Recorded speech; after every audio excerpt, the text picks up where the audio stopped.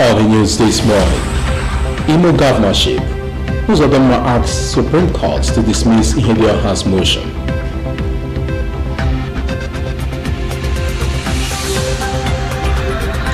Bayelsa governorship poll. INEC rejects APC's request. Party heads for Supreme Court.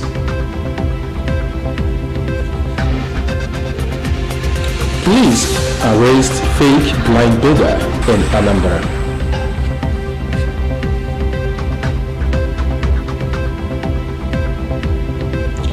Super Eagles Leon Stars to clash in Asaba in 2021 AFCON qualifier, NFL says. Good morning and welcome to the news. I am Jonah Oje. The 2020 immunization campaign has commenced. MCL News witnessed the flag-off ceremony of the Aba South local government area aimed at eradicating the 5 child-killer diseases and reducing child mortality drastically in Nigeria. The report. The launch, which took place at the Aba Town Hall, is the forerunner to the immunization exercise, which is expected to cover all the councils and wards in the local government area. High child mortality, particularly of children under 5 years, is a major challenge in the nation's health sector.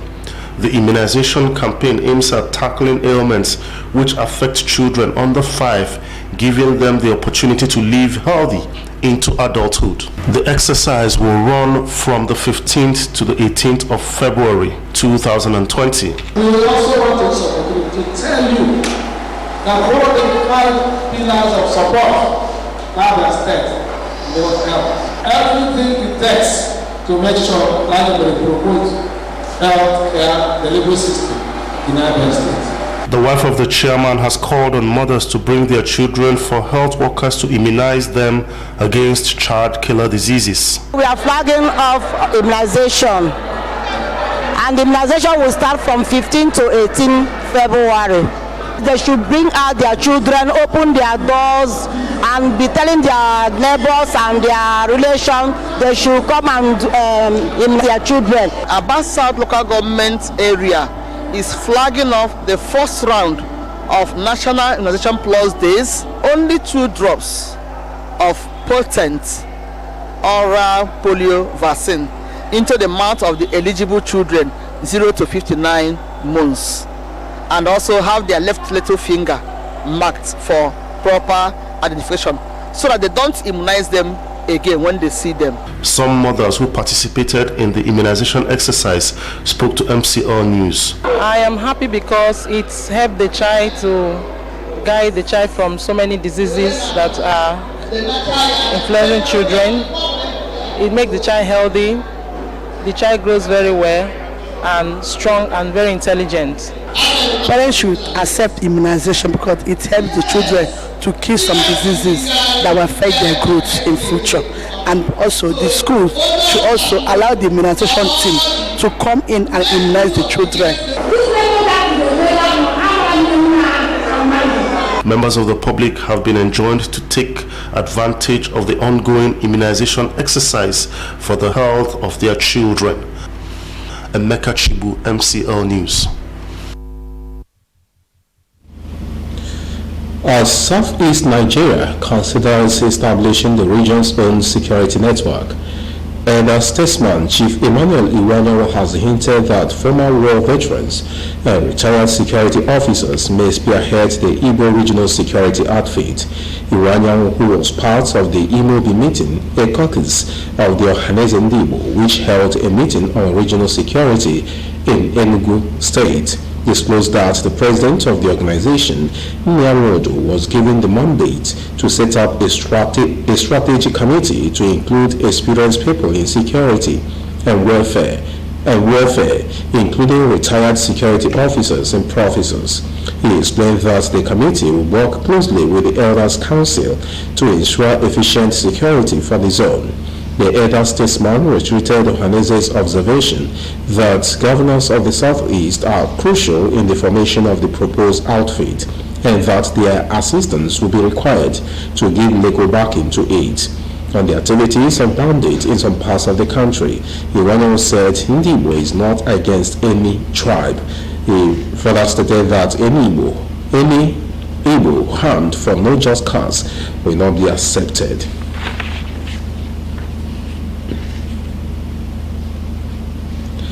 The police in Anambra State have arrested a fake blind woman who used children to beg for alms from unsuspecting members of the public. The 37-year-old woman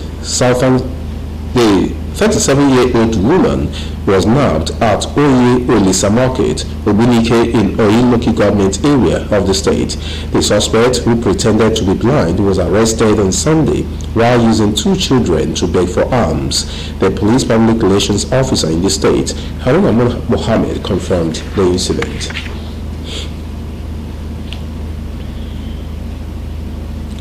A suspected armed robbery and kidnap gang who specialized in raping female victims and kidnapping of rich lawyers, as well as reverend fathers in Enugu, Imo, and Abia states, has been smashed by the operatives of the Inspector General of Police Intelligence Response Team, IRT.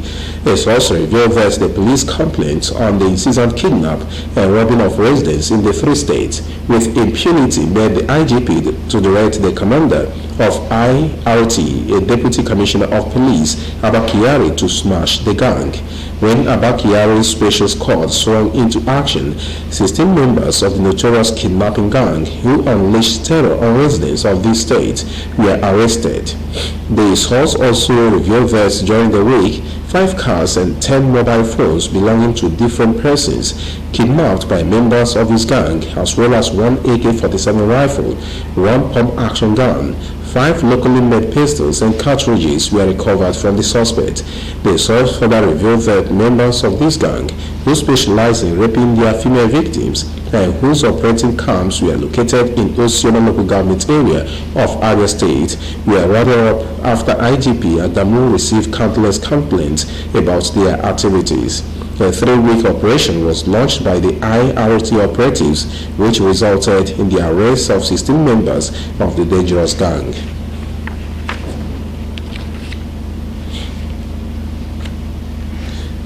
Governor Hope Uzodinma of Imo State has asked the Supreme Court to dismiss an application filed by former governor of the state, Emeka Ihedioha.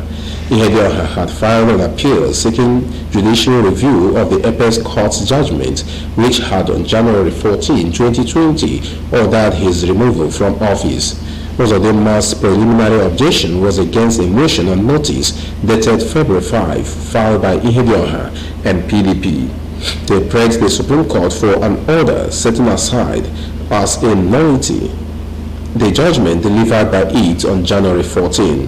Uzodinma and APC's preliminary objection against Ihedioha was brought pursuant to Section 6, Subsection 6A of the 1999 Constitution of the Federal Republic of Nigeria as amended. The objection raised and argued the competence of the motion and the jurisdiction of the court to entertain same, and therefore urged the Apex Court to strike out the motion filed by Ihedioha. They said the application being a proceeding relating to or arising from election of a governor is barred from definition of time.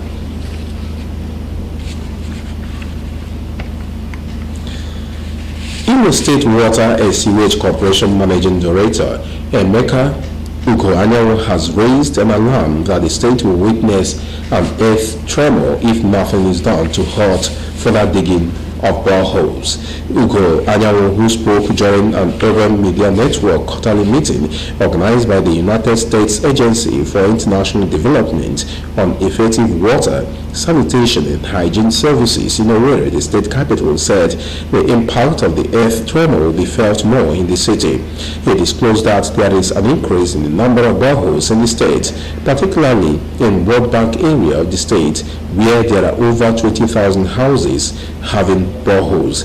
He said that the impact will be more in Owerri, the state capital, because of constant digging of boreholes. He said to avert this danger from happening, the state government should take urgent steps to restore public water supply in the state.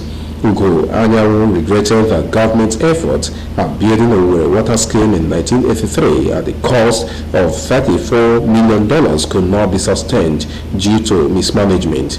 He thanked the government for resuscitating the scheme. Still to come on the news. Bayelsa poll, INEC rejects APC's request, party held for Supreme Court. Domestic violence in Nigeria, any end in sight? Super Eagles Leon Stars to clash in Asaba in 2021 AFCON qualifier, NFF says. Details after the break. Stay tuned. Of our programs and services, for which we say thank you. We remind you that at all times you have the right to quality broadcasting. It belongs to you as well as the right to lodge complaints on broadcast materials or conduct of any broadcast station. MCLtv is open and receptive to your commendations, complaints and criticisms, as such comments strengthen and make us serve you better. Feel free at all times to address your reactions to National Broadcasting Commission, Enugu Zonal Office, Current Drive, Independent Layout, Enugu. You can email us at ndcenuguzone@yahoo.com or Modern Communications Limited, number 9B Obibo Avenue, Aba. MCLtv, the world in your home.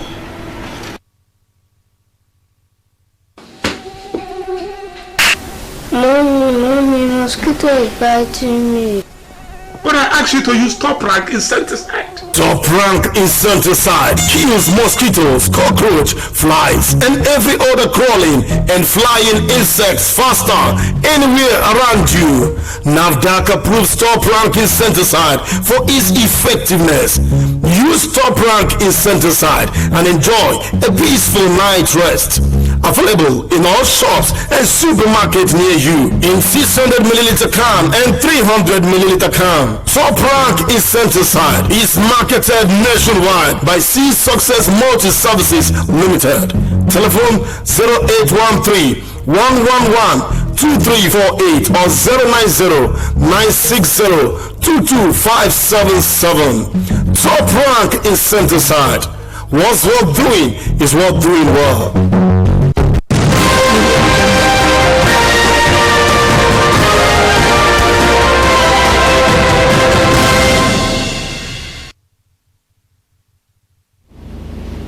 We are glad you are still there. The Independent National Electoral Commission on Sunday ruled out any fresh governorship election in Bayelsa State as requested by the All Progressives Congress. INEC's Director of Voter Education and Publicity, Oluwole Osaze Uzi, in an interview with correspondents in Abuja, dismissed the APC's demand for a fresh governorship poll in Bayelsa. He said the commission on Friday concluded its works on the Bayelsa state governorship poll. The APC national chairman, Adams Oshomole, had in a letter dated February 14, 2020, an address to the INEC chairman, Mahmoud Yakubu, called for a fresh election in Bayelsa state.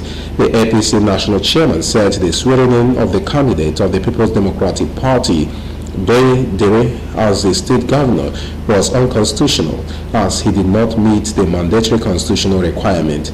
The party said although the Supreme Court nullified its candidate, David Leon's victory, it stated that Dere also failed to meet the mandatory requirement to become governor. He said the court did not void the vote of the APC in the November 16, 2019 governorship poll in Bayelsa State. It therefore said its votes must be reckoned with. Meanwhile, Bayelsa State Governor Dere has called on the All Progressives Congress governorship candidate David Leon The Minister of Petroleum Resources, Chief Timipriya Silva, and opposition parties in the state to support his administration. He said he needed their support and that of former President Goodluck Jonathan to succeed. He presented his certificate of return to the former president a few hours after he received it from the Independent National Electoral Commission, INEC. He spoke on Sunday at a Thanksgiving service at Glory Land Chapel in Government House in Egua. While thanking God for giving him the mandate, the governor urged all his supporters to be magnanimous in victory as he was ready to appoint people in opposition into his cabinet.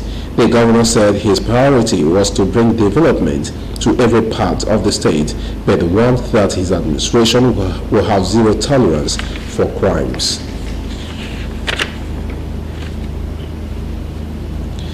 Domestic violence has remained prevalent in Nigeria and seems to have gone much higher in recent times. The recent conviction of Mariam Sanda by a federal high court in the Federal Capital Territory on 27th January 2020 for the murder of her husband in 2017 brings a new twist to the situation. In this report, Nchekachi Chukwaja examines predisposing factors to domestic violence, implication, and the way forward. Domestic violence can be described as any violent act meted out by one member of a family against another. Such violence can be verbal, emotional, or physical, which oftentimes result in infliction of injuries and, in some extreme cases, murder. The recent conviction of Mariam Sanda by a federal high court in the Federal Capital Territory on 27th January 2020 for the murder of her husband, Biliyami Nubello, in 2017 is one of the many cases of domestic violence. Interestingly, the existence of the Violence Against People's Prohibition Act 2015, which prohibits domestic violence and other related cases, has not stopped the menace. Religion, culture, sentiment, and stigmatization are some factors that seems to be clogs in the wheel of justice. This obviously has its implications on not just the victims and families, but on the society. In a case of rape, somebody is raped, and then they tell her, okay, keep quiet, don't tell, maybe it's even your father that raped you, and don't tell anybody about it. You wake up every morning to see the same father in your house. Psychologically, you've been abused. Emotionally, you've been abused. And so you grow up seeing fathers as beasts. And the society is to pay for it. When your right is violated, the violator has threatened that which makes you human, and you have the right to seek for a redress in court. So peace is a panacea for growth and development. Where it is lacking at home, then there will be no progress at home, and is projected into the wider society. All these instances of violence here and there globally are as a result of microscopic elements in the families. Kachi Daniels, a cleric, says domestic violence is more spiritual than ordinary and charges families to engage in spiritual warfare as a way out. He maintains that the option of divorce is still frowned at in the Christendom. We discovered that some of the domestic violence is a manipulation from the pit of hell. The man or the woman had no intention from the beginning that we are going to be fighter bomber. Because if they had that intention, they would have gone to the altar. But all of a sudden, they did that, come to the house, and things have to change. That is the devil. When I discovered that it has gone to that extent, I'm not divorcing, I'm separating for the meantime, so that the spirit responsible in that act can be dealt with. As the tide of domestic violence keeps rising in the country, is there a possible end in sight to this menace? Or to begin to do the right thing, which is giving the right punishment to the perpetrators, there is no end in sight. But the moment we begin to have the relevant laws that backs up what the judiciary will do, and of course the executive backs them up, you see things work out well. We will reduce it.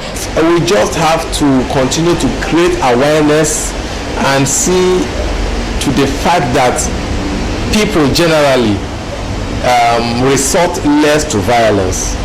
but to the law. Nobody is perfect. We all have our flaws. But the most important thing is the ability to tolerate one another.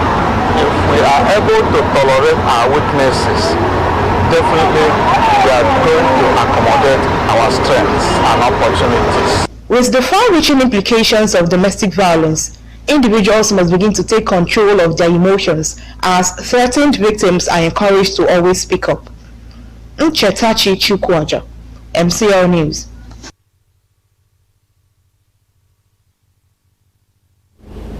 And now sports.